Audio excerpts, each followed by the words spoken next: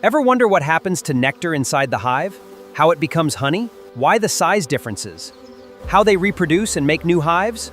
I'll explain it my way. Welcome to the inner world of the beehive. Here, honeybees are engaged in different jobs. The honeybee colony has 3 distinct castes: one fertile queen, thousands of female workers, and a few hundred male drones. Worker numbers can reach 70,000. The queen bee is the central reproductive member of the colony. Capable of laying up to 2,000 eggs a day, she guides hive unity through chemical scents. The queen bee is the heart of the hive. She is the only fully developed female. Her sole focus is laying eggs to ensure the continuous population of workers and drones. A queen bee isn't born royal. She is created by a special diet. Worker bees feed her exclusively. This jelly unlocks her majesty. The queen bee releases powerful pheromones. This maintains order and stops worker reproduction. Living up to 3 years, she far outlasts her workers. Newly emerged virgin queen bees take a dramatic mating flight. She flies high to mate with multiple male drones. She stores millions of sperm to use for her entire egg-laying life. If a queen dies, workers detect her loss immediately. They select young larvae and feed them royal jelly. This special diet creates a brand new queen. Meet the drone bee. With giant eyes, he has no stinger and cannot even feed himself. They do no chores in the hive, relying entirely on female workers. Their only purpose is to find and mate with a queen. To mate, drone bees fly to specific areas. These are called drone congregation areas. They wait in the air for a queen. These are male drone bees. They are on a high-speed mating flight, chasing a queen. Only the fastest drone will get to mate.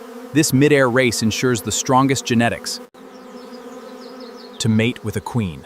But this aerial pursuit comes with a fatal success means his reproductive organs are ripped away, causing him to drop to the ground and die immediately. Driven by instinct, drone bees consume vast resources. But as autumn arrives, they are brutally cast out. This is the drone slaughter, a cold death to save the hive.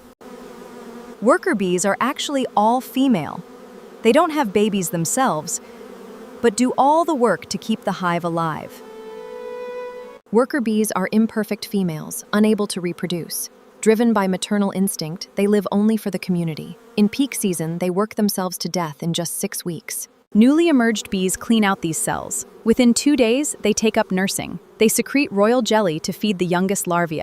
Older larvae receive a mix of pollen and honey. Meet the hive's dedicated nurse bees. At 6 to 13 days old, their food glands activate. Young larvae receive a diet rich in protein. Older larvae get a mixture with much more sugar. After 13 days, worker bees shift roles. They take orientation flights, pack pollen, and ripen nectar. Fanning reduces moisture, storing it as honey. At 14 days, worker bees develop wax glands. They consume over 8 units of honey for 1 unit of wax. They use their legs to remove the scales. Did you know that some worker bees become guards? This happens when they are 18 days old. Their numbers are low during the honey flow, but surge during periods of dearth to protect the hive. Guard bees inspect the scent of all arrivals. They filter visitors, allowing foragers inside. Robber bees are aggressively rejected and driven away. They repel predators like wasps with powerful stings. Finally, they sound the alarm to recruit nestmates. After 3 weeks, worker bees become field bees to collect food. Odor helps them find nectar. They gather nectar, pollen, water, and propolis for the hive. Back at the hive, they store the precious nectar. Forager bees leave the hive to search for flowers. They use a straw-like proboscis to drink nectar. It goes into a special honey stomach. Enzymes break complex sugars down. Returning to the hive, a forager bee passes her nectar to a receiver bee. They pass this liquid back and forth, adding enzymes that make it thicker. This process reduces the water content, turning nectar into honey. Fresh nectar has a lot of water. Bees fan their wings rapidly over the honeycomb. This blows air out extra moisture. When the liquid thickens into sticky honey, bees seal the cell with a tiny cap of beeswax. Inside the hive, perfect organization rules. Worker bees store carbohydrate-rich nectar in upper cells. Protein-dense pollen is packed separately below, feeding the colony. Worker bees have different jobs as they age. This is called temporal polyethism. They start as cleaners, then become nurses. Later, they build the comb and guard the hive. Finally, they become foragers. Egg. In appearance, all castes are alike. Larva. Queen and drone larvae are larger during the later half. Pupa. Pupae can be distinguished by eyes. Worker bees have well-developed tongues for sucking nectar. They have modified legs with pollen brushes, baskets, and wax glands. In queens and drones, neither the tongue nor the legs are modified, and wax glands are absent. Did you know that honeybees communicate through sound? They emit and receive precise oscillations. Every hive has a specific scent. It acts as a password for entering bees. Pheromones help nurse bees identify queen larvae. Sex pheromones attract drones during nuptial flights. Have you ever known the bees can dance? Why are they dancing? It's all about their communication processes. Honeybees use a unique sickle dance. It is a side-to-side wiggle that forms a crescent shape. This explains that food is at a medium distance, usually between 10 to 100 meters away. Did you know that bees use a special dance? It tells other bees exactly where to find food. The angle and duration show the direction and distance. Nature's truly incredible. When a honeybee finds a rich food source close to home, she performs what is known as the round dance. By running in tight circles, she tells her hive mates that nectar is just a short flight away. Honeybees use a special waggle dance to talk. A figure-8 movement tells others exactly where to go. The waggle's duration shows the distance. Now the colony knows where to find food.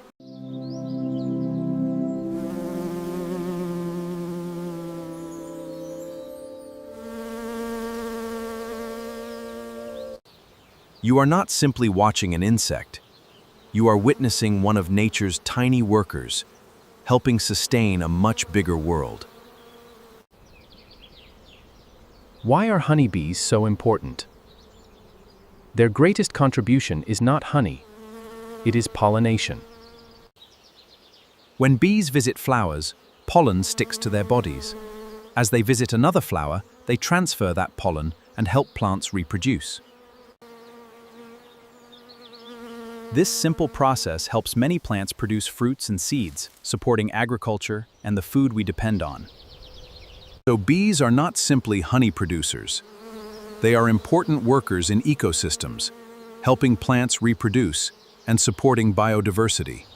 But bees face many challenges, including habitat loss, fewer flowering plants, pesticides, diseases, and climate-related changes. We can help by protecting natural habitats, planting bee-friendly flowers, reducing unnecessary pesticide use, and giving pollinators safe places to live. Every bee may be tiny, but together, these little workers play a remarkable role in the balance of our natural world. Protect the bees, protect their flowers, and protect the world they help sustain. Because when we protect bees, we protect nature.